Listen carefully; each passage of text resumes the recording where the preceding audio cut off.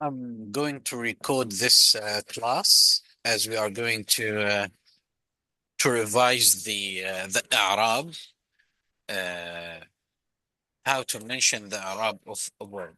Okay, we have in the exercise, Okay. in the third exercise, a question says mention the i'rab of the underlined words. Muhammadur Rasulullah. So they need the i'rab of Muhammad and the i'rab of Rasul. And in order to mention the i'rab, we need to understand three things, because mentioning the i'rab requires mentioning three things about that word, the underlying word. Okay? So, Okay. to mention the i'rab, you need to mention three things about the word. You need to mention three things about the word. What are these three things? Let's see. The first thing we need to mention is the function of that word. Okay? The function inside the sentence. Each sentence has words inside it, right? Can you open the camera, please, if that's possible? Yeah. Ah. So each sentence has words inside it, right? Right, champion? Yeah. And each word has a function. It has something to do in the sentence.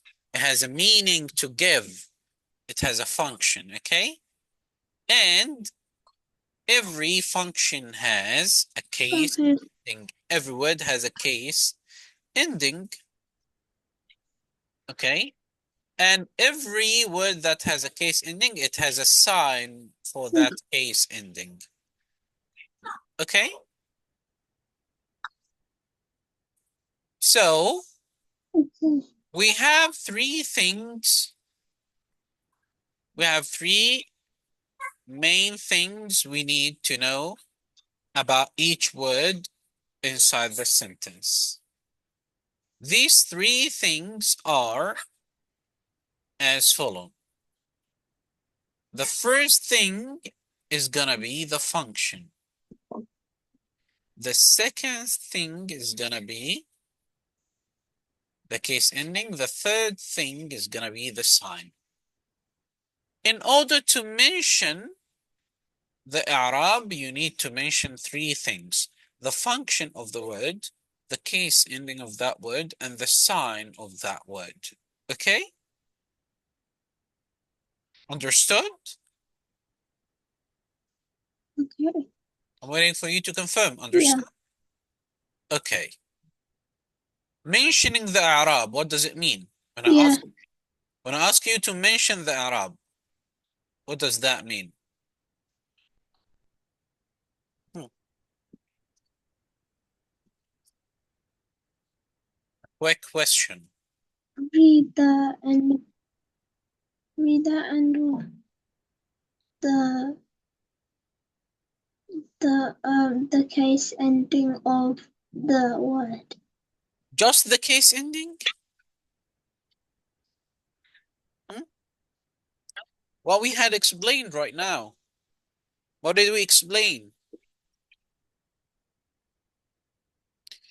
If you want to mention the i'rab of a word, in this case, you have to clarify, you have to make clear three things about that word. What's the first thing? Function. The function of that word inside the sentence. Then number two, Case ending. the case ending of that function. And then number three, Sign. the sign of that function. So we have three case endings as we studied, right? The nominative, okay, مرفوع أو nominative which is in Arabic we call it marfu'a. Marfu'a. Okay. And then we have the accusative. Oh. Which is called mansub. In Arabic it's called mansub. And then we have the genitive. Again, which is called majrur in Arabic. Okay? How many Okay. case endings we have until now? 3. What are they? Nominative, genitive, and accusative. And what's the sign for the nominative? When a word is in a nominative case, what's the sign is? The sign is? Dom. الضمة. الضمة. Okay? And when it's accusative, the sign is? Fatha. الفتحة. Good job. And when it's genitive, the sign is? Kasra. الكسرة. Okay? Okay. Cool. Good job. Good job, my friend. Now, we know that we have 3 fixed functions and we have some fixed signs. Now we need to know about the functions. What functions do we have? First, let's talk about the nominative functions. There's something you need to know when there is a function that comes in nominative case. Usually, it comes on that case ending. It stays in nominative. For example, if we have the subject al-mubtada,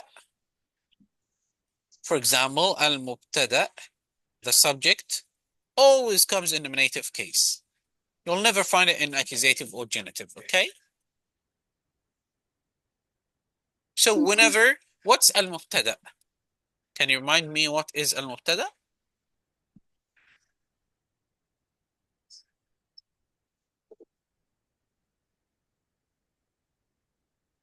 Tell me anything you remember about it.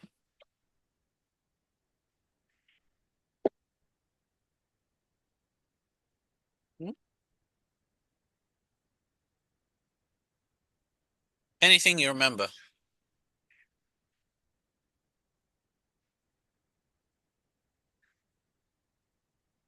Okay, let me help you with some questions. Does it come in nominative in the nominal sentence or verbal sentence? Nominal. In nominal sentence. Okay. Is it the first word or the word that serves the first word? The one that serves the first word. No, al-mubtada is the first noun in the nominal sentence. In order to form a nominal sentence, you need a noun, and then you tell an information about that noun. This is the nominal sentence. A noun, and then information about that noun. Like when I say Mus'ab, Muslim. The noun is Mus'ab, and the information is that he is Muslim. Okay? Okay. Okay. Al-mubtada is the subject. It is the first noun in the nominal sentence. Okay? Okay. Okay, champion. That's al-mubtada. It is always in nominative case. Cool? Also, we have in nominative case al-khabar. We have what? Al-khabar, the predicate. How can you find al-khabar in the sentence?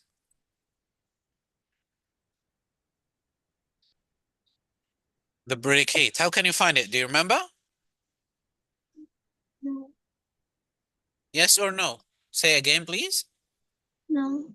No. Okay, in the nominal sentence, when I said Mus'ab, Muslim, Mus'ab was al-mubtada, right? Yeah. Muslim, the information about al-mubtada is al-khabar. Okay? It is the predicate. Clear? So al-khabar is the information or the word that serves to give some informations about al-mubtada. Okay? Okay. Okay, good job. Also, al-fa'il. Al-fa'il, the doer. When there's a verbal sentence and I say, for example, يصلي مصعب. What does it mean, يصلي مصعب?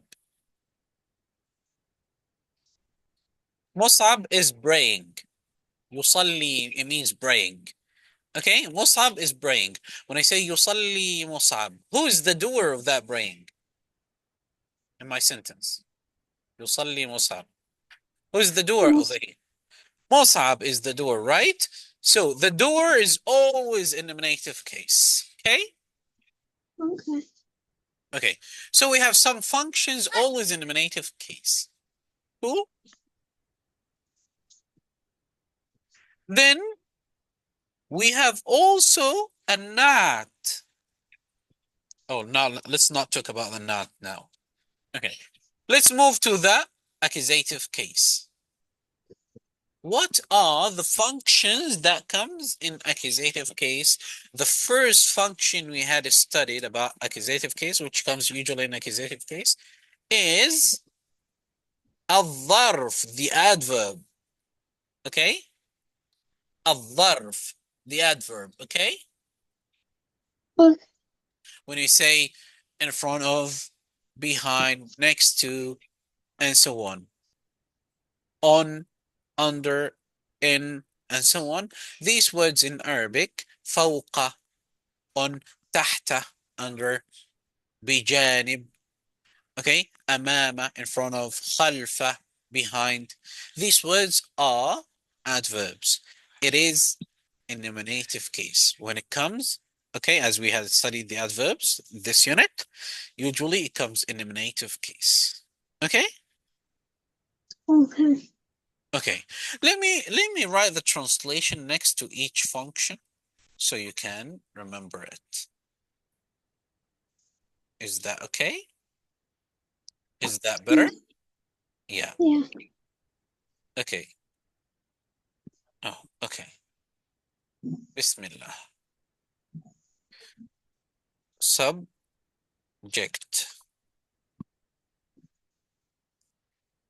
Predicate. Doer.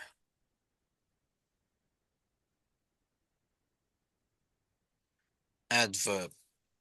Okay? Also, we had studied in the genitive functions, the functions that which comes in the genitive case are, from what we studied, is the possessor, al-mudaf ilayh. Mudaf ilayh. Okay, the possessor. Okay? Okay. Oh, the possessor is always in genitive case. Also, al-ism al-majrur. Oh, okay? Which is going to be translated to the noun after any preposition. Okay? The noun after any preposition is called ism majrur. It's always in genitive case. Cool? Is it clear until now? Yeah.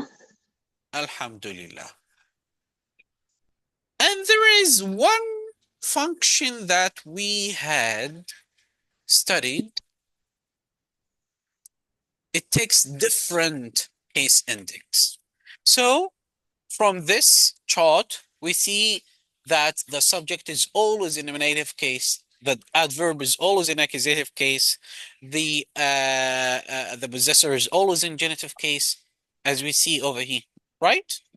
But there is some functions, one of it we have studied, is taking different case endings, which is adjective. Okay? The adjective comes in all case endings. Okay? The adjective comes in all the case ending. الصفة, النعت. Okay? It follows the noun that it is describing, right? As we had studied. If it's describing a noun in a nominative case, then it's gonna be in a nominative case. If it's describing a noun in accusative, then it is accusative. Genitive, it is genitive, and so on. Okay? Okay. Okay, we had studied all these informations, all these lessons. Okay. Now, let's see. He says, mention the i'rab of the underlined word. Okay? Mention the i'rab of the underlined word. And then he says, Muhammadun Rasulu Allahi. And then he underlines all the three words. Oh, how can I mention the i'rab of the words? There are some steps we need to follow. Step number one is, one, detect the type. Oh, what's happening?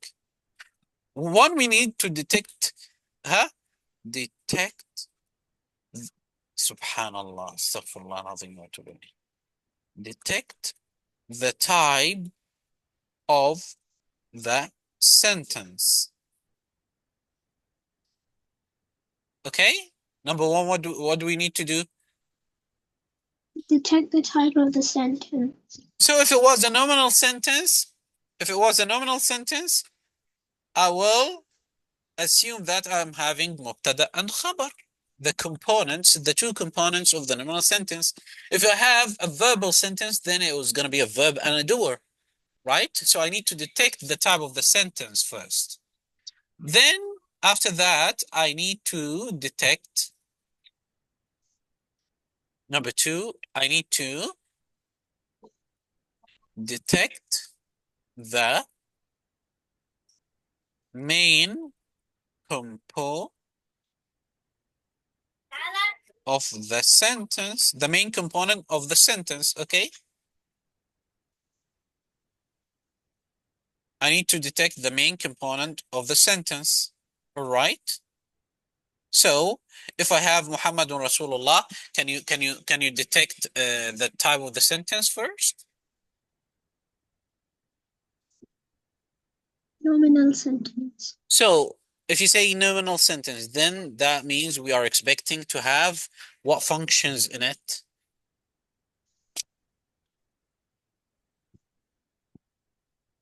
Hmm. What are the functions in the nominal sentence? Which comes in the nominal sentence?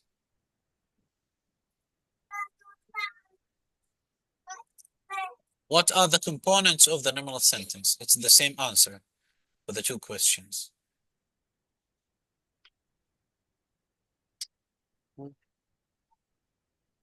When you detect a nominal sentence, what do you expect to find in it? Nominative. Nominative word, okay, that's cool, but that's about the case ending. I'm asking about the functions. What are the functions you're expecting to find? Subject. And what? Subject and something else. What is it? Predicate. Exactly, good job. Okay, now we have our sentence here. Muhammadun Rasulullah sallallahu alayhi wasallam. Now, can you detect the main components of it? Which one is subject and which one is predicate? Mhm.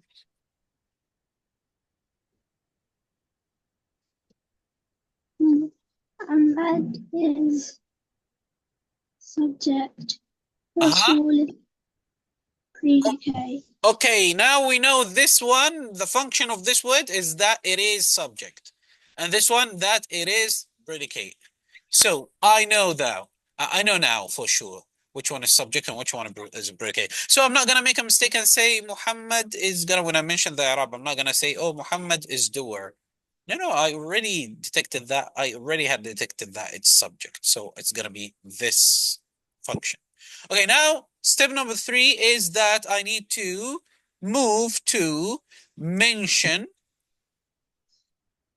the i'rab of the word. Mention the i'rab of the word, of the underlined word, I mean. Okay, so as we studied that, as we had explained a few moments ago, that to mention the i'rab, you need to mention 1, 2, and 3. Function, case ending, and sign. Now we know Muhammad, as you said, it is subject. So can you mention the full i'rab of it?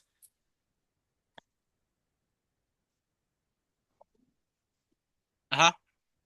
الضمة. No, that's not the full i'rab. The full i'rab is to mention the function. What's the function? Subject. And what's the case ending? Nominative. And what's the sign? الضمة. So we say مبتدأ مرفوع بالضم. We say what? مبتدأ Uh-huh. مرفوع الضمة.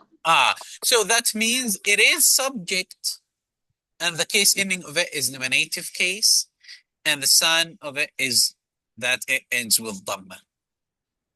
That's the meaning of mention the i'rab. It's subject in nominative case, and the sign is dhamma. This is the sentence or the phrase that you need to say to mention the i'rab.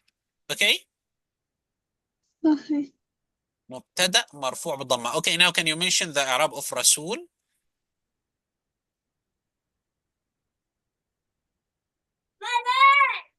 Mm-hmm. Predicate. Uh-huh. Full i'rab. الخبر Uh-huh. مرفوع الضمة.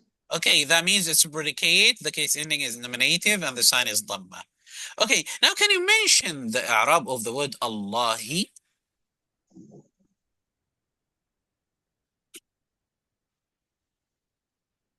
الفاعل. Oh, how could it be al-fa'il? Where is the action over here? Where is the verb that happened to say that it is al-fa'il? مضاف إليه. Exactly, مضاف إليه. Uh-huh. جم Okay. Genitive, it means مجرور. So you say مضاف إليه مجرور. مضاف إليه مجرور. Uh-huh. الكسرة. بالكسرة. Okay. Let me fix this and add to you the B over here. So you can, no, not like this. B, okay, and here. And here. Okay. So مضاف إليه مجرور بالكسرة. Cool. Is that clear? Is that clear, champion? Yeah. Okay, you did it all, mashallah. Very good. We need to do some more exercises. That's what we're gonna do next time, inshallah. Okay? Okay. Eid Mubarak to you and to your family. See you, inshallah, next week. Ma salama. مع السلامة. Assalamu alaikum. وعليكم السلام.